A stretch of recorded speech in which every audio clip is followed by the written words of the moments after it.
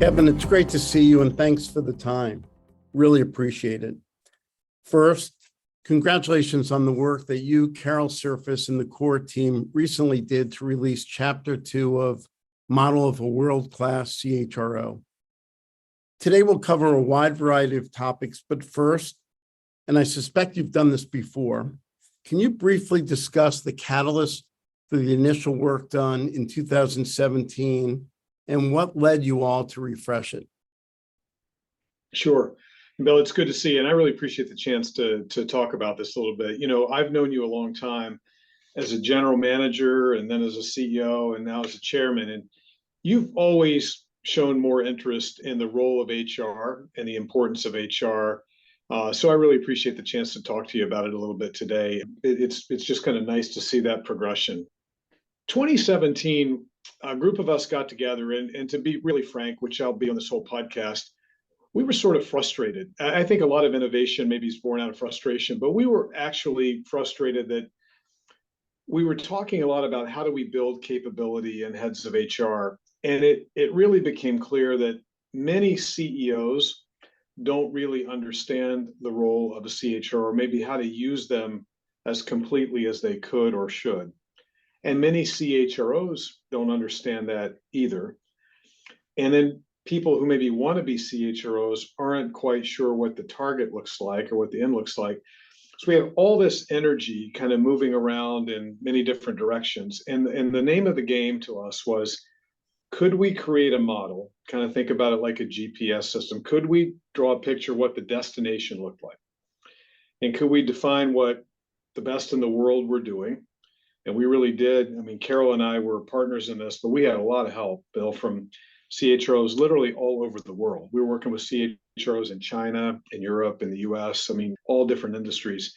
It's not easy to get that many people to kind of converge around anything, but we felt like that the original model back in 2017 did a pretty good job of saying this is what it could or should look like. Now, I'm pretty proud of the kind of shelf stability of something that lasted 4.5 years. And we were always looking at, is it time to change it? Should we tweak it? Should we adjust it? And we kept coming back to the point where it was serving its purpose. Let's let people learn it and understand it. And let's not be so quick to keep, changing it that you don't really understand and have a chance to learn in the first place. Well, I won't blame it on the pandemic as we blame most things on the pandemic, but the role of HR definitely shape-shifted through the pandemic. And as we were coming through that last year, we said, I think it's time. And that's really what led to Chapter 2 that we're here to talk about a little bit. And I don't think the changes in Chapter 2 are revolutionary. I think they're meaningful adjustments to the original model, but it's not a sort of an overhaul or a let's start over kind of thing. Again, I'm proud of the fact that it's got that kind of permanence and that kind of shelf life. It's had some really great uptake all over the place. It's free. One of the other conditions that we had in the first principle was this is open source kind of work. Nobody's making $1 off of that model, and we offer it out and we try to put it out there just to build capability and to utilize HR the way I think it could and should be utilized. Well, thanks for that. And it really is meaningful and probably timely work. And, I've talked a little bit about in the 3+ years, the role of the CHRO and the HR function. And that role and responsibility to the CEO in the organization is analogous to what the CFO in the finance department was to the CEO and the company during the financial crisis. The difference is, I believe the financial crisis was episodic. Changes that you all are faced with and impact the organization are really sustainable. So given that, and maybe it just ties into your answer originally, how has the work of the CHRO changed and the function changed? And how does it get you energized as you go through all this disruption and change? Bill, I'm really lucky. I've been a head of HR for almost 25 years, which is sometimes kind of hard to say, but that's true. In 3 really different, terrific companies, Pepsi, American Express, and now here at GE. And I remember in the earlier part of my career, HR spent a lot of time talking about this sort of sad story of do we or don't we have a seat at the table? That was the expression you just heard all the time. Do we have a seat at the table?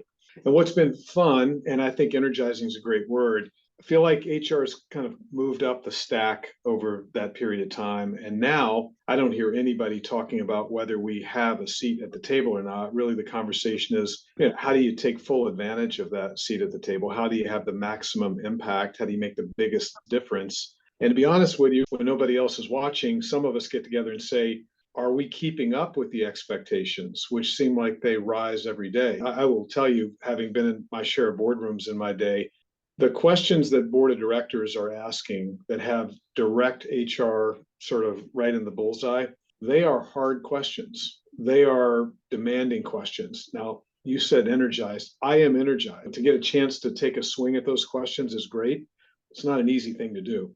So be careful what you wish for. We've moved up the stack, and now I think we might be playing at the levels, at the most senior levels of the organization where we're having that kind of impact. So it's very energizing. Now, more directly to your question, what has changed?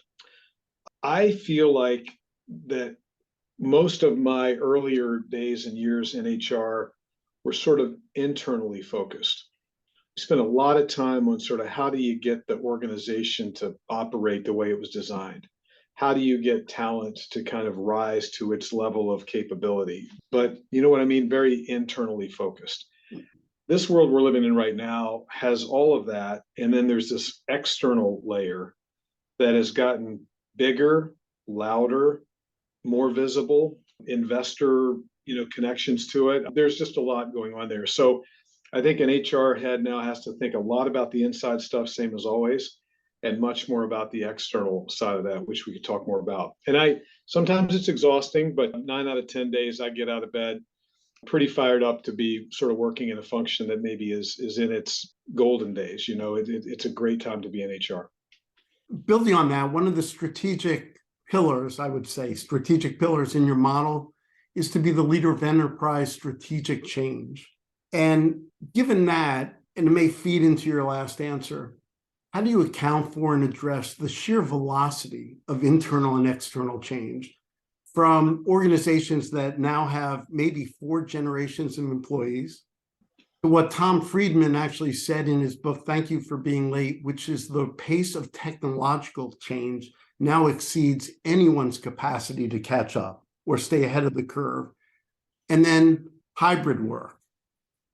So what muscles do you need to build, not just in the CHRO, but possibly in the entire HR function to keep up? Or maybe the entire company.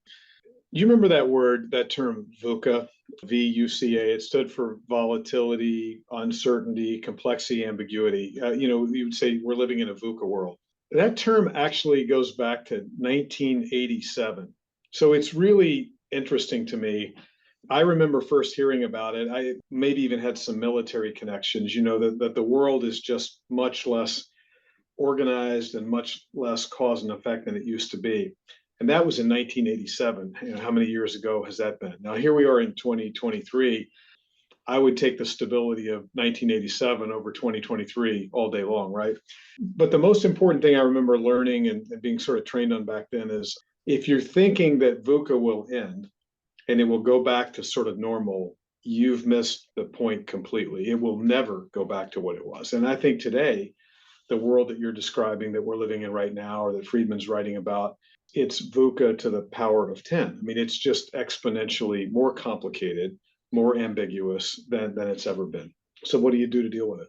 These 2 qualities that keep showing up to me, resilience and agility, I would say are the muscles that one needs to build to be able to keep up with this. And I do think it's like a muscle. Some of us are born with it, with a muscle, but whether you are or you are not, you can make that muscle bigger and stronger no matter what your starting point is. You can work on resilience, you can build agility. And I think that's what needs to happen. And in your question, I definitely think that needs to happen to us HR people. We've got to do our share of it. But I think one of our jobs is to build that kind of resilience and agility in our organizations, in our general managers, in our P&L leaders, in our functions, whatever that might be. I just think that's incredibly important.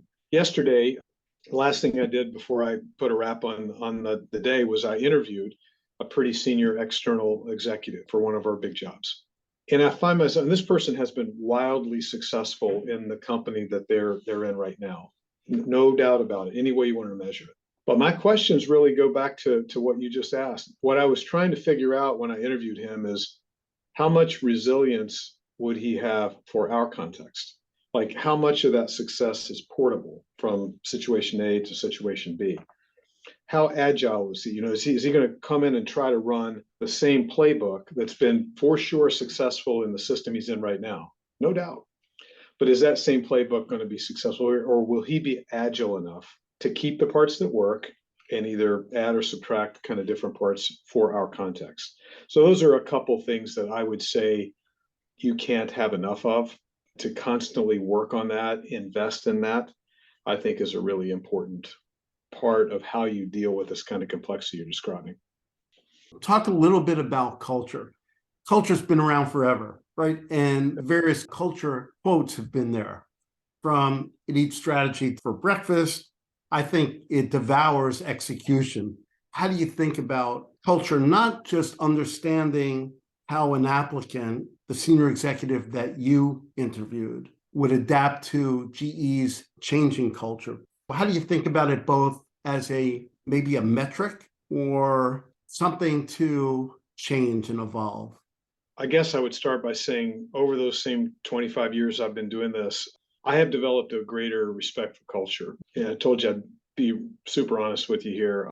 I would say my early days, I probably made fun of culture, thought it was kind of a soft and cloudy, kind of fuzzy subject. And then I started to understand it's really the glue that holds an organization together. It is hard to see. It is hard to measure, just like the wind is hard to see, but it's a big force if you're out there in it. It's moved to me from something that was interesting to something that was the glue. And now I think it's maybe a competitive weapon. I think it's been promoted in my own mind to something that's very worthy of study, very worthy of investment, very worthy of trying to get right. And most people think still about culture as what if it goes poorly? What if you have a sort of a toxic culture or a negative culture? Or what's the risk associated with that? Boards think about that a lot, right? Is there something in the culture that creates speaking up risks, truth to power risks, things like that? For sure, boards should think about that. I jump over on the offensive side. You know, how can culture be this force multiplier, and how can it actually make strategy more successful? How can it make execution more likely to happen?